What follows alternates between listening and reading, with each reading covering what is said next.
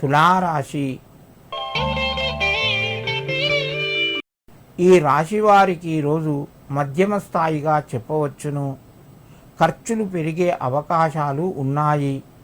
సమయానికి కొన్ని నిర్ణయాలు మార్పులతోనే ముందుకు వెళ్తాయి. మిత్రులు, బంధువుల నుండి సహకారము కొంత తగ్గే అవకాశం ఉన్నది.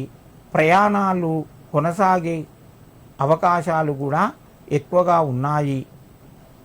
తులారాశి వారు ఈరోజు హనుమాన్ చాలీసా చదువుకొని మీ పనులు ప్రారంభించండి.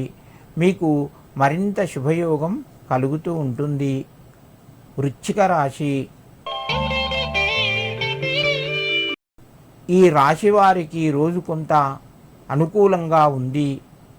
ఆర్థిక పరంగా ఖర్చులు పెరుగుతాయి. ఆదాయ మార్గం కూడా పెరిగే అవకాశాలు ఉన్నాయి.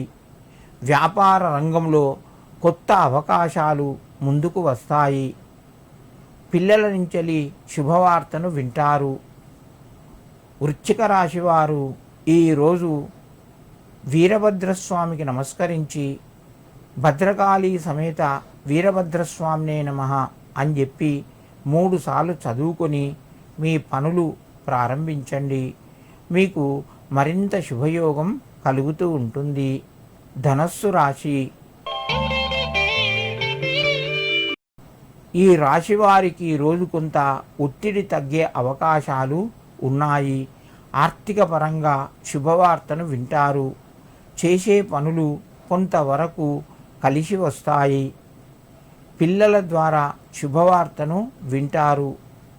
ధనస్సు రాశి వారు ఈరోజు అంగారకాయ నమః అని చెప్పి కుజునికి నమస్కరించుకొని మీ పనులు ప్రారంభించండి. ఆర్థికంగా కొంత కలిసి వస్తుంది.